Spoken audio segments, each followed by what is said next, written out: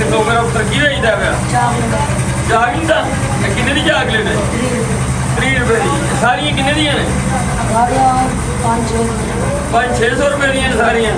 ਤੇ ਮੇਰਾ ਪੁੱਤਰ ਤੇਰੇ ਪਾਪਾ ਕੋਈ ਨਹੀਂ ਕੀ ਕਰਦੇ ਨੇ? ਤੇਲ ਮਾਲਿਸ਼ ਦਾ ਕੰਮ ਕਰਦੇ ਨੇ। ਤੂੰ ਮੇਰਾ ਪੁੱਤਰ ਮਜ਼ਦੂਰੀ ਕਰਨਾ ਪਿਆ? ਇਹ ਕਿਦੋਂ ਨਹੀਂ ਕਰਨਾ ਪਿਆ? 5-6 ਦਿਨ ਹੋ ਗਏ ਨੇ ਅਜੇ ਸ਼ੁਰੂ ਕੀਤਾ। ਤੇ ਤੂੰ ਮੇਰਾ ਪੁੱਤਰ ਕੰਮ ਨਹੀਂ ਕਰਦੇ? ਤੇਲ ਮਾਲਿਸ਼ ਦਾ ਕੰਮ ਕਰਦੇ ਨੇ। ਤੇ ਘਰ ਹੀ ਪੂਰੀ ਨਹੀਂ ਪੈਂਦੀ ਉਹਦੇ ਪੜਦਾ ਨਹੀਂ ਮੇਰਾ ਪੁੱਤਰ? ਓਏ ਹੋਏ ਹੋਏ, ਇਹ ਸਾਰੀਆਂ ਮੇਰੇ ਪੁੱਤਰ ਦੀਆਂ 500-600 ਦੀਆਂ ਨੇ। ਅਸੀਂ ਖਰੀਦ ਲਈਏ ਤੇ ਮੇਰਾ ਪੁੱਤਰ ਖੁਸ਼ ਹੈ, ਬੜਾ ਖੁਸ਼ ਹੈ। ਪੱਕੀ ਗੱਲ ਹੈ? ਕਿੰਨਾ ਕੁ ਖੁਸ਼ ਹੈ ਮੇਰਾ ਪੁੱਤਰ? ਬੜਾ ਖੁਸ਼। ਸਾਰੀਆਂ ਵਿਕ ਗਈਆਂ ਮੇਰੇ ਪੁੱਤਰ ਦੀਆਂ ਤੇ ਬੜਾ ਖੁਸ਼ ਹੋ ਗਿਆ। 600 ਰੁਪਇਆ ਦੇ ਦਈਏ ਤੁਹਾਨੂੰ। ਲਓ ਜੀ, ਇਹ ਮੇਰੇ ਪੁੱਤਰ ਦੀਆਂ ਚਾਕਲੇਟਾਂ ਨੇ ਜੀ। ਇਹ 600 ਰੁਪਏ ਦੀਆਂ ਚਾਕਲੇਟਾਂ ਮੇਰਾ ਪੁੱਤਰ ਲੈ ਕੇ ਆਇਆ। ਨਿੱਕਾ ਜਿਹਾ ਬੱਚਾ ਹੈ, ਮਿਹਨਤ ਕਰਦਾ ਪਿਆ, ਸਾਡੇ ਪੁੱਤਰਾਂ ਵਰਗਾ ਪੁੱਤਰ ਹੈ। ਤੇ ਅੱਲਾਹ ਪਾਕ ਨੂੰ ਜ਼ਿੰਦਗੀ ਦੇ, ਤੰਦਰੁਸਤੀ ਦੇ। ਇਹ ਮਿਹਨਤ ਕਰਨ ਡਿਆ। 500-600 ਰੁਪਏ ਦੀਆਂ ਚਾਕਲੇਟਾਂ ਨੇ ਜੀ।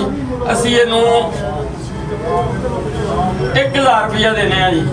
ਚਾਕਲੇਟਾਂ ਵੀ ਮੇਰਾ ਪੁੱਤਰ ਰੱਖੇ, ਵੇਚੇ ਤੇ 1000 ਰੁਪਇਆ ਵੀ ਲੈ ਲੈ। ਠੀਕ ਹੈ? ਖੁਸ਼ ਹੈ ਮੇਰਾ ਪੁੱਤਰ? ਕਿੰਨਾ ਕੁ ਖੁਸ਼ ਹੈ? ਹੱਸ ਕੇ ਹਾਲ ਜੀ ਸ਼ੇਰਾ, ਜੀ ਸ਼ੇਰਾ। ਮੇਰਾ ਪੁੱਤਰ ਪਰੇਸ਼ਾਨ ਨਹੀਂ ਹੋਣਾ ਤੇ ਆਪਣੀ ਮਿਹਨਤ ਧਿਆਨ ਨਾਲ ਕਰਨੀ ਹੈ। ਠੀਕ ਹੈ? ਤੇ ਨਾਲ ਸਾਡੇ ਆਪਕੋ ਪਾਕਿਸਤਾਨ ਜ਼ਿੰਦਾਬਾਦ।